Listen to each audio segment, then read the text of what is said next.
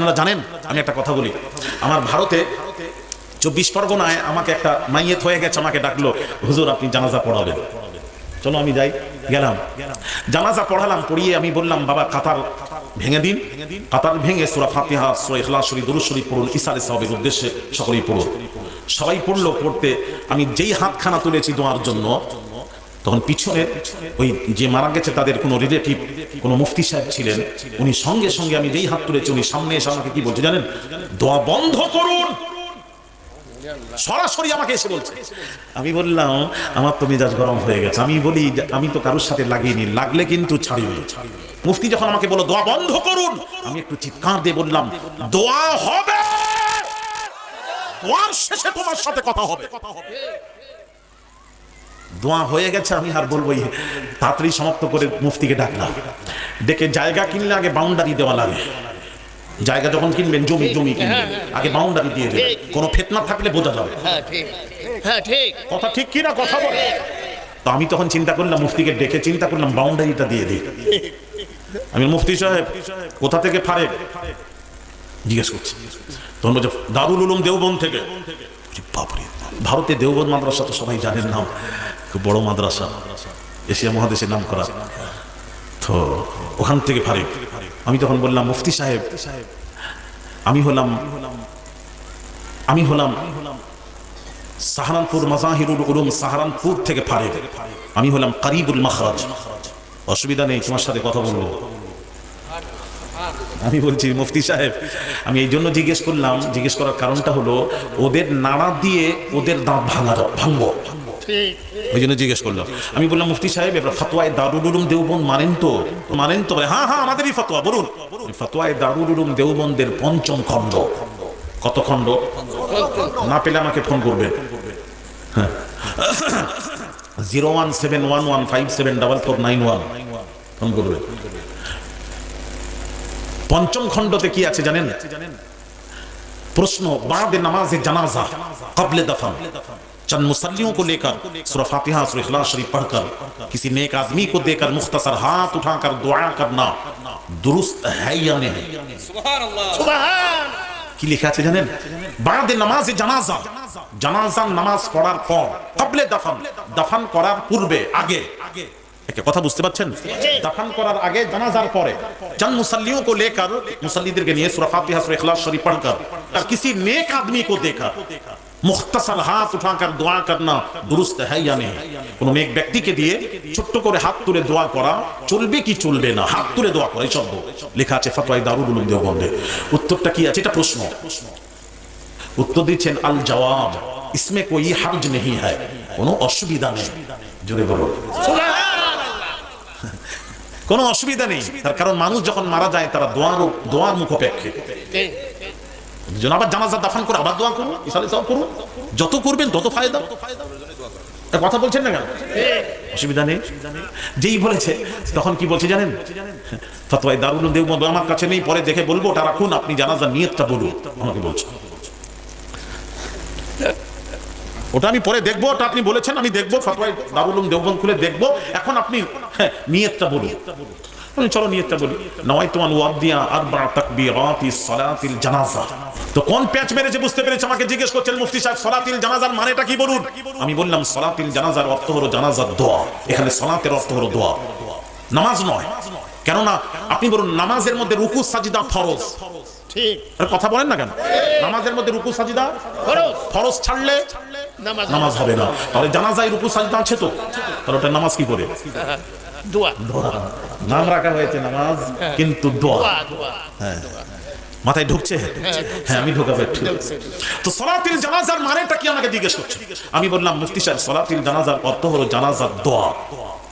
যেই বলেছি মুফতি লাফ মেরে উঠে বলছে তাহলে জানাজাটাই তো দোয়া, আবার আপনি দোয়া করলেন কেন? এটাই ওদের দলিল। ওরা আমাদের কাছে বসলে 5 মিনিটও টিকবে না। ক মিনিট বললাম? 5 মিনিট। কি করে বলে সালাতুল জানাজা, জানাজা মানেই তো দোয়া, আবার দোয়া করলেন কেন? এছাড়া আর দলিল ওদের নেই। তখন আমি মুফতি সাহেবকে কি উত্তর দিয়েছিলাম? আমি বললাম মুফতি সাহেব দোয়া তো জানাজার পর দোয়া তো হাত তুলে দোয়া তো হাদিস শরীফে আছে, তখন বলছে দলিল দেবেন, দলিল, দলিল ছাড়া কোনো কথা হবে না। তা তো নিশ্চয়ই, দলিল ছাড়া তো কোনো কথা হবে না। দলিল নেন। قال قال رسول الله জানাজার দোয়ার পক্ষে দলিল। قال قال رسول الله صلى الله عليه وسلم يقول اذا صليتم على الميت فاخلصوا له الدعاء رواه ابو داود। সিয়াসিতার হাদিস আবু দাউদ করুন।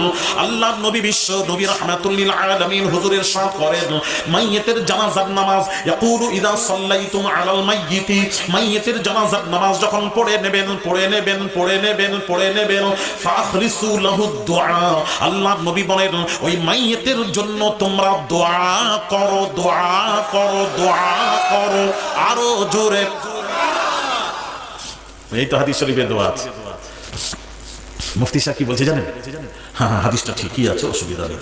আমি বললাম যাক বাঁচলাম বাবা, স্বীকার করেছে। তখন শুনেন না কথা, শুনে স্বীকার করে, হ্যাঁ হাদিস ঠিকই আছে। আমাকে বলছে জামান হাদিসে কি আছে? নবীজি বলেছেন দোয়ার কথা বলেছেন, ঠিকই আছে তো। আমি তাহলে ঠিকই আছে তো দ্বন্দ্ব করছেন কেন?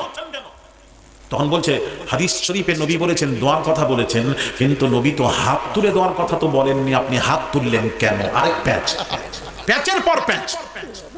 আমি তখন চিন্তা করলাম, যখন প্যাঁচই মারছে, আমি সত্যি হাতের কথা তো নেই, দোয়ার কথা আছে, হাতের কথা নেই। যখন প্যাঁচ মারছে আমি চিন্তা করলাম এই মুফতি সাহেবকে টিটিনাস দেওয়া লাগবে। কি দেওয়া লাগবে? টিটিনাস বোঝেন তো? আমি কি টিটিনাস দিয়েছিলাম? আমি বলে এবার যে টিটিনাস দেবো আর যেন ঘুরে না আসে, যে কোনো একটা হবে, থাকবে নাচে যাবে, এমন পাওয়ার ওষুধ দেবো। আমি বললাম মুফতি সাহেব ঠিকই বলেছেন, এখানে হাতের কথা উল্লেখ নেই। তাহলে মুফতি সাহেব তাহলে জবাব দিচ্ছি। মুফতি সাহেব এবার আপনার জবাব শুনেন। বলে হ্যাঁ জবাব দিন। আমি মুফতি সাহেব খাওয়া দাওয়া করেন? বলে হ্যাঁ করি। আমি বললাম দলিল দেবেন, প্রত্যেক কথার দলিল দিতে হবে। আমার কাছে আপনি দলিল চেয়েছেন, আপনাকেও দলিল পেশ করতে হবে। দলিল দিন। আলেম মানুষ, মুফতি মানুষ দলিল দিলেন।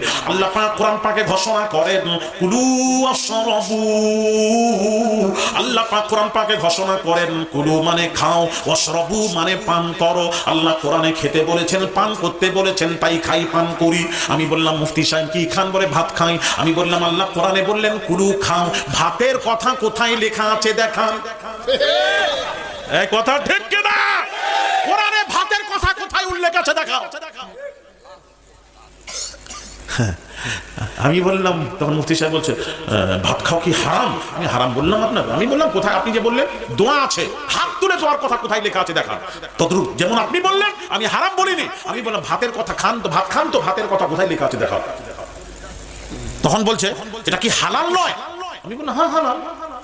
তখনই মুফতি সাহেব বলছে কুলু মিন তাইয়্যিবাত, আল্লাহ কোরআনে বলেছেন হালাল ভক্ষণ করো, ভাতটা হালালের মধ্যে পাওয়া যায় তাই খাই। ও আচ্ছা আচ্ছা আচ্ছা, যে কেমন করে খান? সবাই যেমন করে। আমি বললাম কেমন করে? সবাই যেমন করে। আমি বললাম কেমন করে? সবাই যেমন করে। আমি বললাম কেমন করে?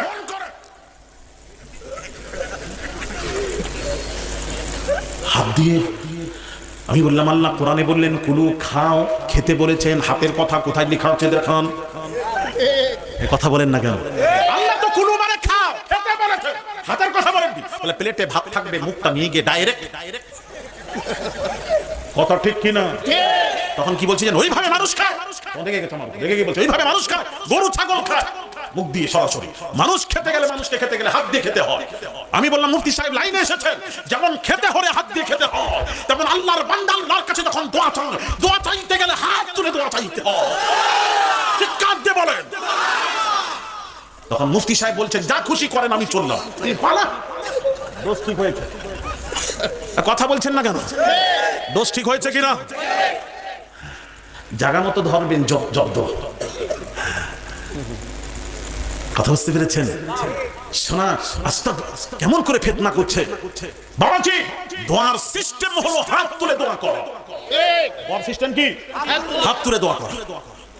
ভাই আমার বাবাজিরা, হাত তুলে সিস্টেম হলো হাত তুলে দোয়া করা। হাদিস শরীফটা শোনাবো, হাদিস শরীফ শুনুন, বুখারী শরীফ চলে যান, সহিহুল বুখারী দ্বিতীয় খণ্ড চলে যান। হযরত আনাস বিন মালিক রাদিয়াল্লাহু তাআলা আনহু তিনি কি বলছেন, এদিকে তাকান। আনাস বিন মালিক রাদিয়াল্লাহু তাআলা আনহু তিনি বলেন, আল্লাহর নবী খালিদ সাইফুল্লাহকে যুদ্ধের জন্য পাঠিয়ে দিলেন, পাঠিয়ে দিয়ে রাসূলুল্লাহ খালিদ সাইফুল্লাহর বিজয়ের জন্য দোয়া করছেন। হযরত আনাস বিন মালিক বললেন, ওয়া রাআইতু বায়াযা ইবতাইহি, হাদিসের ইবারত ওয়া রাআইতু বায়াযা ইবতাইহি, আল্লাহর নবী এতটা হাত তুললেন, আমি আনাস বিন মালিক নবীজির দুই বগল মোবারকের সাফেদি দেখতে পেয়েছি।